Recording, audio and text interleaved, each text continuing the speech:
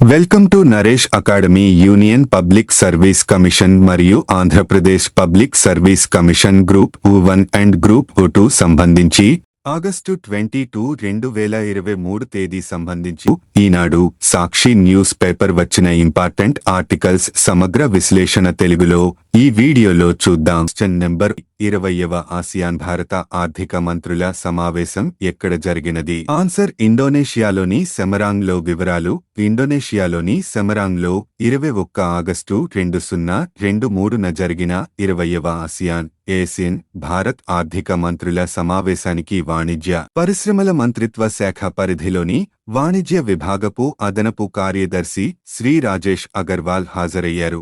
ఆయన ఈ సమావేశానికి ఇండోనేషియా వాణిజ్య మంత్రి డాక్టర్ జుల్కిఫ్లీ హసన్తో కలిసి సహాధ్యక్షత వహించారు. మొత్తం 10 ఏసియన్ దేశాల నుండి ఆర్థిక మంత్రులు లేదా వారి ప్రతినిధులు Brunei, Cambodia, Indonesia, Laos, Malaysia, Myanmar, Philippines, Singapore, Thailand మరియు వియత్నాం ఈ సమావేశంలో పాల్గొన్నాయి. Democratic Republic of Timor Leste కూడా ఈ సమావేశానికి పరిశీలకుడిగా చేరారు. మంత్రులు భారతదేశం మరియు ఏసియన్ మధ్య ద్వైపాక్షిక వాణిజ్యం మరియు పెట్టుబడి సంబంధాలను సమీక్షించారు మరియు ఆసియాన్ భారత సమగ్ర వ్యూహాత్మక భాగస్వామ్యం ఇరుపక్షాలకు అర్థవంతమైన ప్రయోజనాలను అందించేలా భారత్ మరియు ఏసియన్ మధ్య ఆర్థిక భాగస్వామ్యాన్ని బలోపేతం చేయడానికి మరియు మెరుగుపరచడానికి వారి నిబద్ధతను నొక్కిచెప్పారు. మహమ్మారి యుగం ఆసియాన్ ఇండియా బిజినెస్ కౌన్సిల్ ఏఐబిసితో కూడా మంత్రులు సంభాషించారు.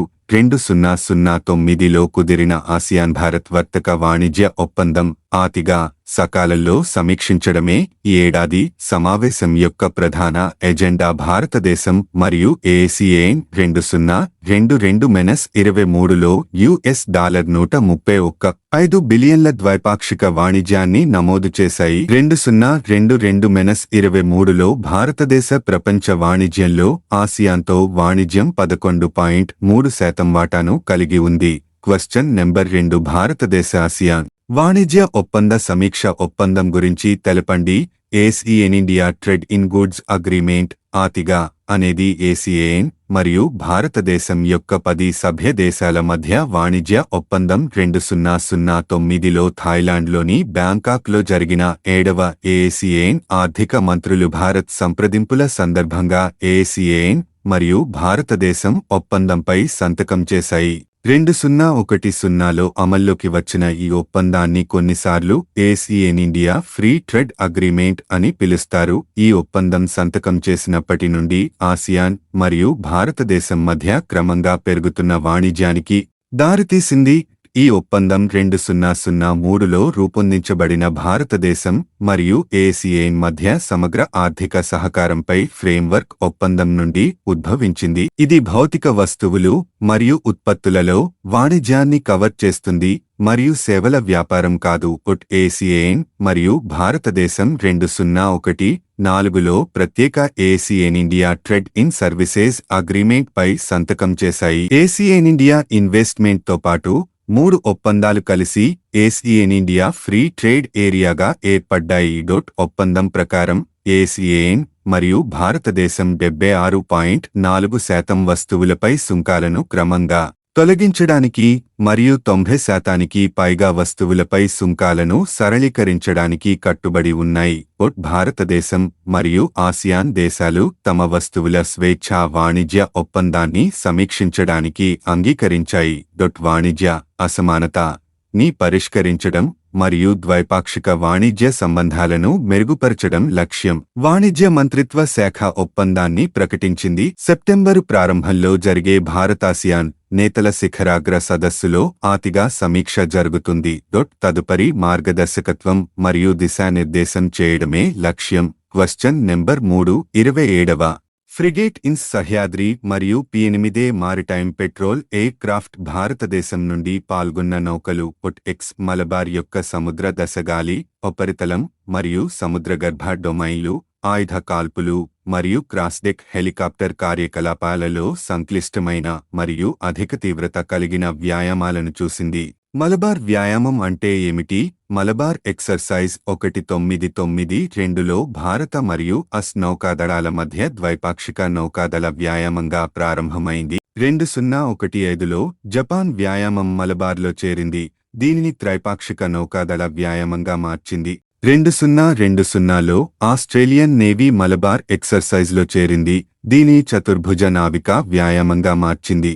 అంతకుముందు 2007లో ఆస్ట్రేలియా ఈ వ్యాయామంలో చేరింది. Question number 4 electronics and information technology శాఖ MeitY National Science Foundation NSF పరిశోధన సహకారం కింద ప్రతిపాదనల కోసం తన 1వ జాయింట్ కాల్ని ప్రకటించింది. వివరాలు తెలపండి. వివరాలు నేపథ్య మైటీ ఎన్ఎస్ఎఫ్ మే 2023లో పరిశోధన సహకారంపై ఇంప్లిమెంటేషన్ అరేంజ్మెంట్ పై సంతకం చేసింది. జూన్ 2023లో ప్రధానమంత్రి శ్రీ నరేంద్ర మోదీ అమెరికా పర్యటన సందర్భంగా భారత ప్రభుత్వం మరియు యునైటెడ్ స్టేట్స్ ఆఫ్ అమెరికా చేసిన సంయుక్త ప్రకటనలో హైలైట్ చేయబడినట్లుగా ఈ మైట్వాయే ఎన్ఎస్ఎఫ్ సహకార పరిశోధన అవకాశం పరస్పర ఆసక్తి ఉన్న రంగాలలో ఆవిష్కరణలు మరియు ఆవిష్కరణలపై ప్రత్యేకంగా దృష్టి సారిస్తుంది. వివరాలు 1వ జాయింట్ కాల్లో సెమీకండక్టర్ పరిశోధన, తర్వాతి తరం కమ్యూనికేషన్ టెక్నాలజీలు, నెట్వర్క్లు, సిస్టమ్స్, సైబర్ సెక్యూరిటీ, సస్టైనబిలిటీ మరియు గ్రీన్ టెక్నాలజీస్ మరియు ఇంటెలిజెంట్ ట్రాన్స్పోర్టేషన్ సిస్టమ్స్ రంగాలలో ప్రతిపాదనలు పరిగణించబడతాయి. ప్రతిపాదన సమర్పణ 21 ఆగస్టు 2023 నుండి ప్రారంభమవుతుంది మరియు ప్రతిపాదన సమర్పణకు చివరి తేదీ జనవరి 5, 2024. ఈ ఉమ్మడి చొరవ ద్వారా ప్రోటోటైప్ల అభివృద్ధి, పైలట్ స్కేల్ ప్రదర్శనలు, ఫీడ్ విస్తరణ మరియు సాంకేతిక బదిలీని వేగవంతం చేయడం వంటి అంశాలలో సాంకేతికత అభివృద్ధి చెందుతుంది. క్వశ్చన్ నెంబర్ 5 భారతదేశం నుంచి ఎన్ని మిలియన్ గ్రాంట్ కోసం అందిన ప్రతిపాదనను G20 పాండమిక్ ఫండ్ ఆమోదించింది? Answer $25 million. వివరాలు గత కొన్ని దశాబ్దాల కాలంలో ప్రపంచ ఆరోగ్య సంస్థ 6 సార్లు ఆరోగ్య అత్యవసర పరిస్థితి ని అంతర్జాతీయ స్థాయిలో ప్రకటించింది. ప్రపంచ ఆరోగ్య సంస్థ ప్రకటించిన ఆరోగ్య అత్యవసర పరిస్థితుల్లో 5 జంతువుల మూలంగా సంక్రమించిన వ్యాధులు ఉన్నాయి. అత్యవసర ఆరోగ్య పరిస్థితిని ఎదుర్కోవడానికి పశువుల ఆరోగ్య వ్యవస్థను పటిష్టం చేయడానికి భారతదేశం రూపొందించిన పథకానికి G-20 ఆమోదం తెలిపింది. పశుసంవర్ధక, పాడి పరిశ్రమ శాఖ, మత్స్య, పశుసంవర్ధక, పాడి పరిశ్రమ మంత్రిత్వ శాఖ పథకాన్ని రూపొందించి సమర్పించింది. G-20 అధ్యక్ష బాధ్యతలు ఇండోనేషియా నిర్వర్తించిన సమయంలో G-20 పాండమిక్ ఫండ్ ఏర్పాటైంది. తక్కువ మధ్యాదాయ దేశాలకు ప్రాధాన్యత ఇస్తూ జాతీయ, ప్రాంతీయ మరియు ప్రపంచ స్థాయిలో మహమ్మారి నివారణ, సంసిద్ధత, ప్రతిస్పందన సామర్థ్యాలను బలోపేతం చేయడానికి పెట్టుబడులకు పాండమిక్ ఫండ్ ఆర్థిక సహాయం చేస్తుంది.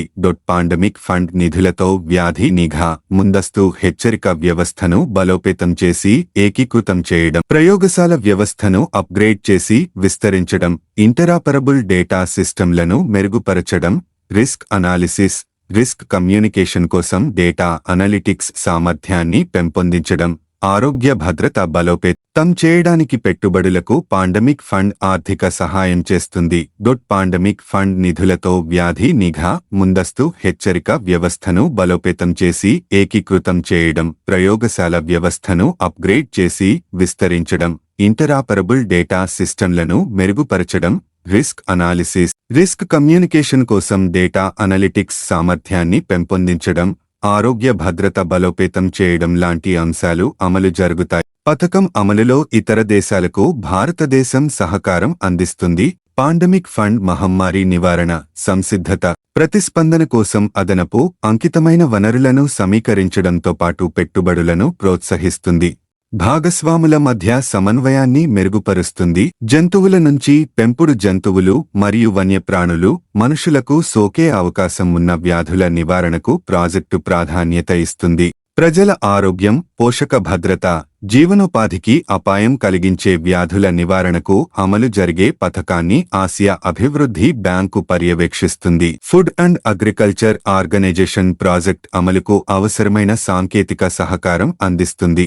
క్వశ్చన్ నెంబర్ 6 సిఎస్ఐఆర్ ప్రైమా ఈ ఒకటి గురించి తెలపండి. మొదటి స్వదేశీ ఈ ట్రాక్టర్ను central Mechanical Engineering Research institute మరి అభివృద్ధి చేసింది కేంద్ర సైన్స్ టెక్నాలజీ సహాయ మంత్రి, స్వతంత్ర బాధ్యత అటామిక్ ఎనర్జీ మరియు స్పేస్ మంత్రి డాక్టర్ జితేంద్ర సింగ్ 21న ప్రారంభించారు. ఈ ట్రాక్టర్ చెత్తను రీసైక్లింగ్ చేయడం, డ్రిప్ ఇరిగేషన్, మామిడి, కమలం వంటి జీనోమ్ సీక్వెన్స్ ఫార్మింగ్ వంటి సముచిత సాంకేతికతలపై దృష్టి సారిస్తూ వ్యవసాయ రంగంలోకి కొత్త స్టార్టప్లు పెరుగుతున్నాయని మంత్రి తెలిపారు.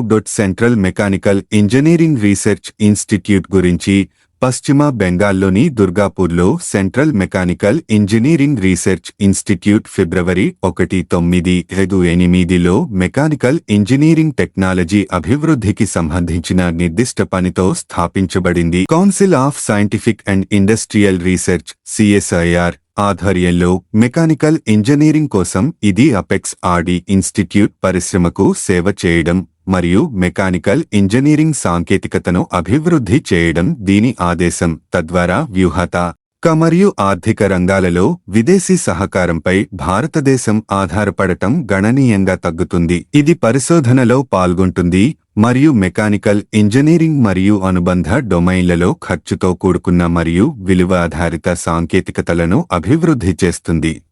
Question number 7 world water week 2023 August 20 నుంచి 24 వరకు తేదీలలో ఎక్కడ నిర్వహించబడింది? ఆన్సర్ స్వీడన్లోని స్టాక్హోమ్లో. ప్రపంచ నీటి వారోత్సవం అనేది 1991 నుండి ప్రతి సంవత్సరం జరిగే ప్రపంచ నీటి సమస్యలపై ప్రముఖ సదస్సు.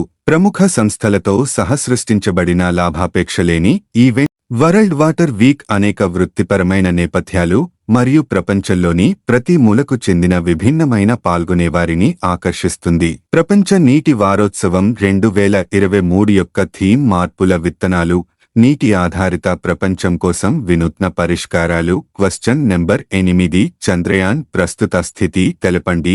యావత్ ప్రపంచముత్కంఠగా ఎదురుచూస్తున్న వేళ జాబిల్లి దక్షిణ ధ్రువం వద్ద సురక్షితంగా దిగి చరిత్ర సృష్టించేందుకు చంద్రయాన్లోని విక్రమ్ ల్యాండర్ సన్నద్ధమవుతోంది. భూమి నుంచి కనిపించని చందమామ ఆవలి వైపునకు సంబంధించిన ఫోటోలను తాజాగా అది పంపించింది. 2019లో చంద్రయాన్ మిషన్లో భాగంగా పంపించిన ఆర్బిటర్ విక్రమ్ అనుసంధానమవడం తాజాగా చోటు చేసుకున్న మరో కీలక పరిణామం.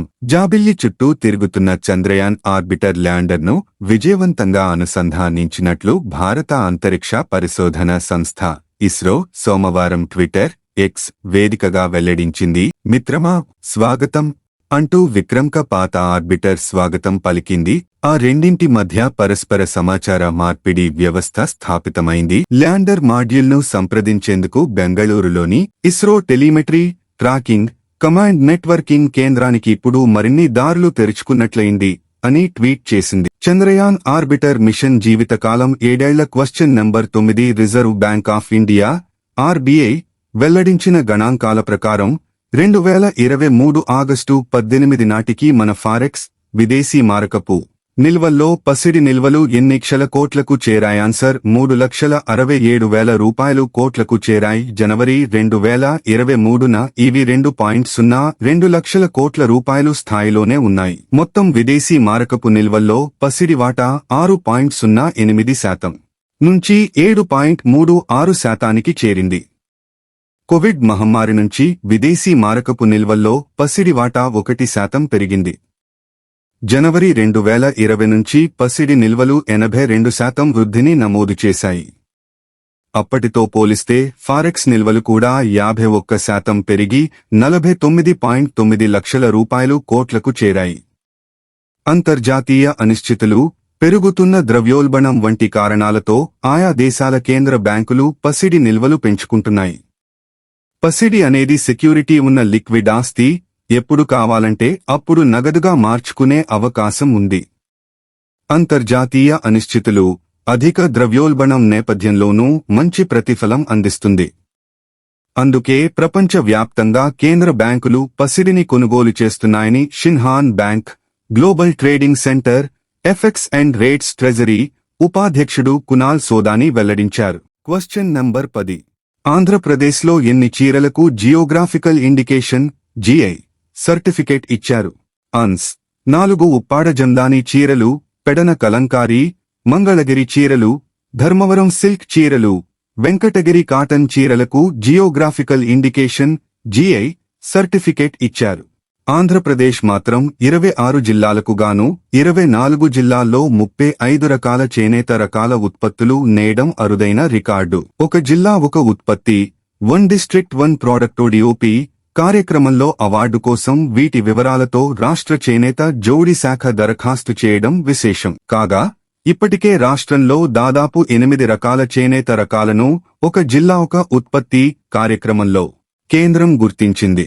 దీనిపై రాష్ట్ర ప్రభుత్వం మరింత కసరత్తు చేసి 35 రకాల చేనేత ఉత్పత్తులను ఓడిఓపి అవార్డు కోసం తాజాగా దరఖాస్తు చేయడంతో ఎంపిక చేయాల్సి ఉంది. ఆగస్ట్ 21, 2023 తేదీ సంబంధించి ప్రాక్టీస్ క్వశ్చన్ 2023 జూలైలో ఏ బ్యాంక్ ఒక $100 బిలియన్ మార్కెట్ క్యాపిటలైజేషన్ క్లబ్లో చేరింది? Answer HDFC bank. ఆగస్టు 22, 2023 తేదీ సంబంధించి ప్రాక్టీస్ క్వశ్చన్ ఐఐటి ఢిల్లీ తొలి క్యాంపస్ను విదేశాల్లోని ఏ నగరంలో ఏర్పాటు చేసేందుకు ఇటీవల ఓ ఒప్పందం జరిగింది? ఆన్సర్ కామెంట్ చేయండి. నెక్స్ట్ వీడియోలో ఆన్సర్ చూద్దాం. Please like, share, comment, subscribe my YouTube channel @NareshAcademy 5509. Thank you. 1 and